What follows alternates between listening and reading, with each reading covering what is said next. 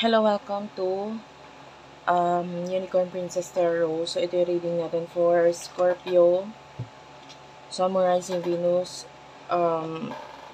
Jupiter, Scorpio.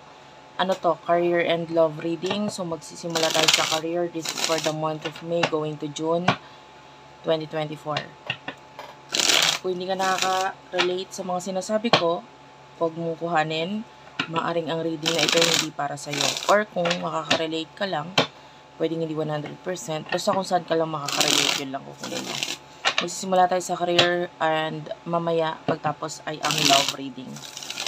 Isang shuffle na lang. Sana mag-comment ka sa baba. Malaking bagay sa akin yung mga comments ninyo. Nagpapakita yan ng suporta, pagmamahal sa akin. Nagaganahan akong mag-reading kapag may mga nagko-comment. So kahit po heart-heart lang, smileys, nag-i-spread yan ng positive vibes. Okay, so this is for your career. You do have here the Wheel of Fortune, Scorpio, Sun, Moon, Rising, Venus, Jupiter, Scorpio, Three of Wands, Five of Swords, and then isa pa. The Ace of Swords. By the way, hindi ako nagbabasa ng reversal. Babasahin ko lang reversal pag naramdaman ko na kailangan siyang basahin ng reversal. The Hierophant is here. Bottom of the deck is the Fool. Okay, yung iba sa inyo, maaaring iniisip na, no? Or, pwedeng dumating ngayong months na ito. Yung pag-iisip. No? Yung iba kasi nasa isip na nila ngayon, pero yung iba paparating pa lang. Itong big change na maaaring gusto mong gawain sa buhay mo. Some of you may mga kailangan kayong layuan, or iwasan, or ibig sabihin pwede may paglalayo ng landas, paghihiwalay.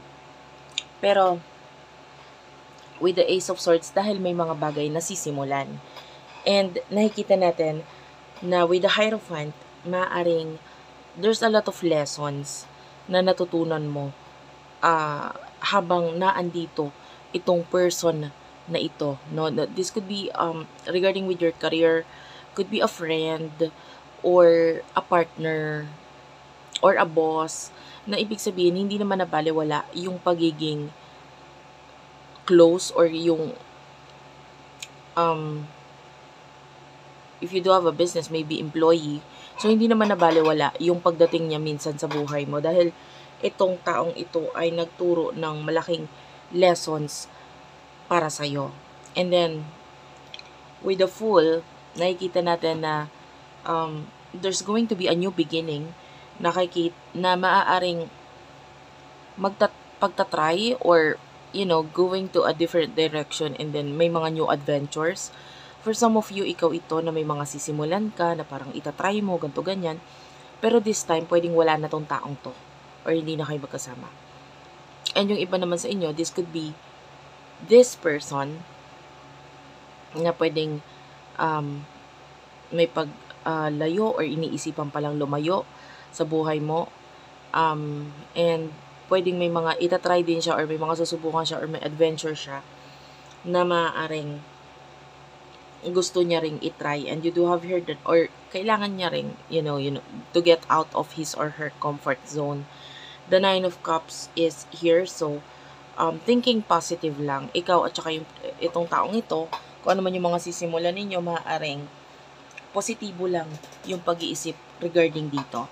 I can see some of you pwedeng may mga financial problems, but with the Magician, ito yung time na kaya hindi pa ibinibigay or wala pa sa'yo yung, sabihin na nating, finances na kailangan mo in order for you na makapagsimula, in order for you na ma-accomplish yung bagay na gusto mo. Kasi ito yung time na kailangan ng learnings, kailangan mong matuto, kailangan mo i-develop yung talents mo, kailangan gamitin mo yung mga talents na meron ka na ngayon. This is the time na kailangan mag-grow ka as a person. Okay? And maybe yung finances will follow, pero yun nga, simulan mo muna kasi sa sarili mo. Okay? The Hermit is here, Virgo energy. I can see priority ang home, or if you are someone working at home, Ayan, pwedeng ito yung i-priority or you will be working at home. Ganun yung nakukuha natin dito. May mga bagay kang tatrabahuin while you are in the comfort of your home. Okay? And, yon. Let's move on to your love reading for Scorpio, Sun, Moon, Rising, Venus, Jupiter, Scorpio. Sana makuha mo ako as guide, lalo na yung mga bago dyan. Makuha mo yung aking reading as your guide. And makatulong din ako sa iyo. So, pa-subscribe, pa-hit ng notification bell. We do have water sign Philippines, and since you are a water sign, you might want to check it out. Water sign Philippines, Cancer, Scorpio, Pisces. Diyan, nagde-daily love reading ako. So, you might want to check it out. Paki-subscribe na lang din. Okay, let's let's concentrate now or move on to your love reading. Paparating sa Scorpio, messages for Scorpio, Sun, Rising, Venus, Jupiter, Scorpio. You do have here the the 4 of Pentacles, Knight of Swords,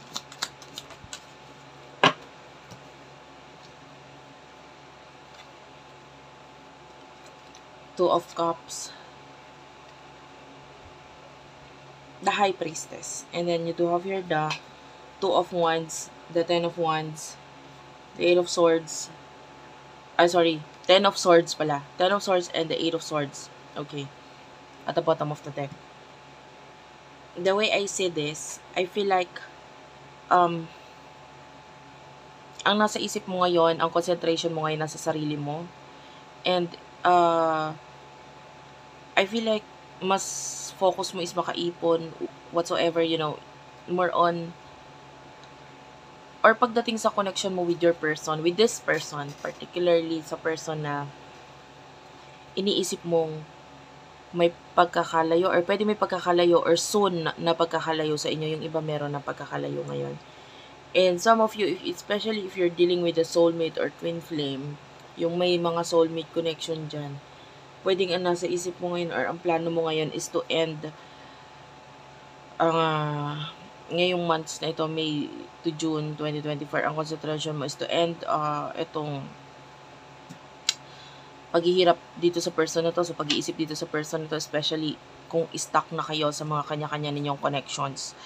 Okay, kung ikaw ay stuck sa ibang person, and then kung stuck na rin naman yung person ito sa iba pa, nandito yung pag-iisip mo na parang, sige na lang, i-let go ko na lang, hayaan ko na lang siya. Although masakit para sa iyo, but this time you're more focused kasi sa iyong sarili at sa mga material or mga nasa harapan mo, no? And ang paparating sa iyo, yun nga.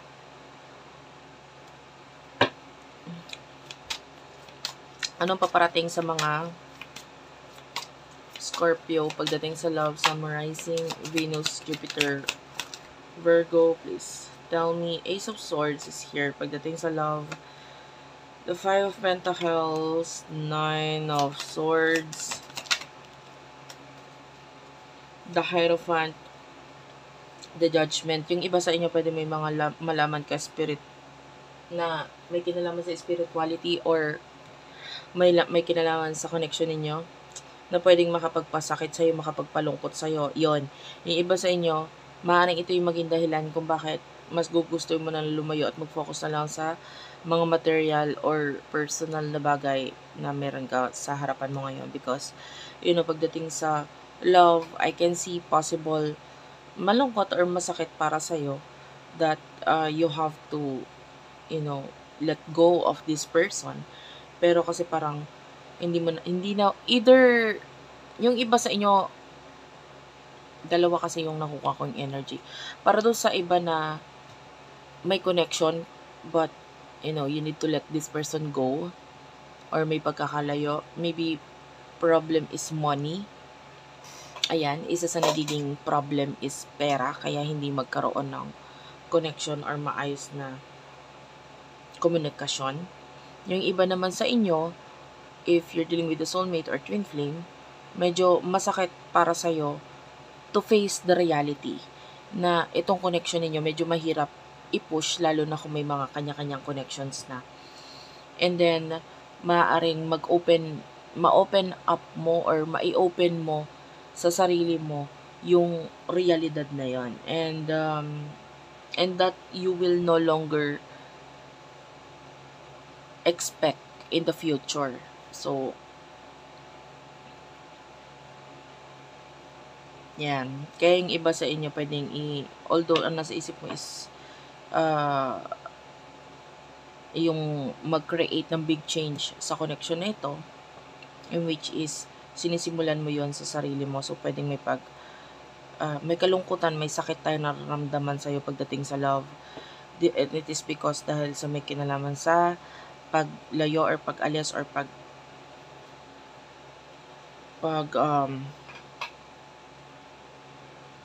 pag-focus sa material na meron ka ngayon. And marami na ituro sa itong person ito kahit paano. Kung hindi man siya mismo, marami ka natutunan. You know, maybe dahil sa kanya natutunan mo yung sa tarot readings, etc. Of course, na curious ka, and then maaaring siya yung nagdala sa'yo dito sa YouTube or nalaman mo yung beauty of listening to tarot readings through this person. So, kahit paano, pwede may naituro siya sa'yo na usaping spiritualidad or with regards to your personality, may mga na-open up. Okay? Mga talents, skills na na-develop, na-open dahil din sa tulong nitong taong to. So, what is the advice for you? Ano yung advice for you? Advice for Scorpio. I don't usually give advice, but, you know, dito sa reading natin, wala dapat siyang advice, but I feel like I need to give you advice. The Page of Coins is here. The 8 of Cups and the Star.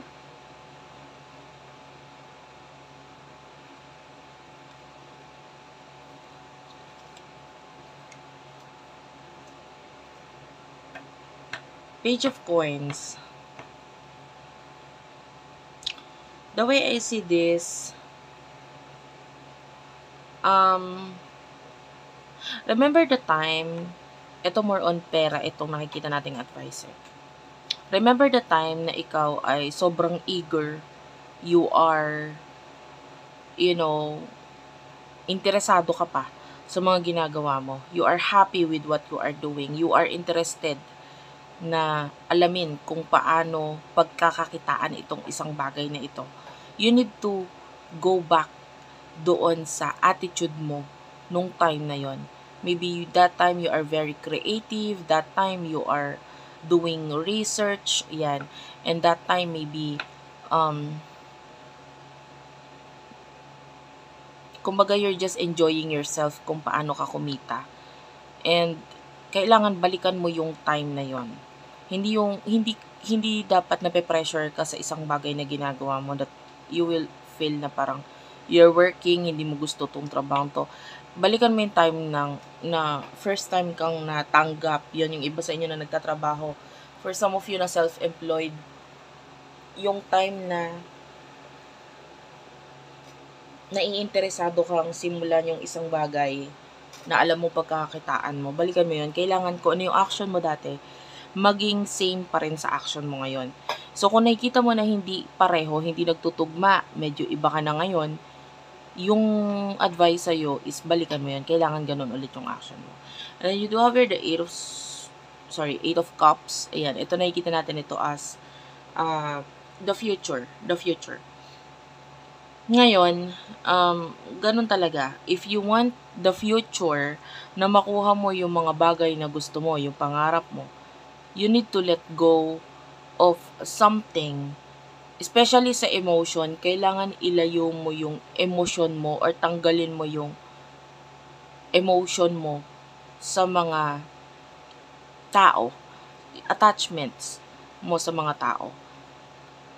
For example, kung ikaw ay may negosyo, sabihin na nating negosyo, no? And then, na-attach ka na dito sa mga tao, mga empleyado mo, and then, ang tendency, pwedeng yung nagdidesisyon na para sa'yo ay yung emosyon mo, ano? So, kailangan tanggalin mo yon. Kailangan mag-focus ka sa, of course, business is business. Pag mali yung ginawa niya, mali yung ginawa niya. Hindi yung pwede mahahabag ka, ganito, ganyan. And then, ang tendency, sasamantalahin niya na yon, no? Wag ganon. If you're the boss, you're the boss, no? Dahil mas malaki or mas malayo ang mararating mo with the star kung ang approach mo pagdating sa career ay isinasantabi mo yung emotion mo. You do have here the 5 of Cups, the 3 of Cups, and the Empress.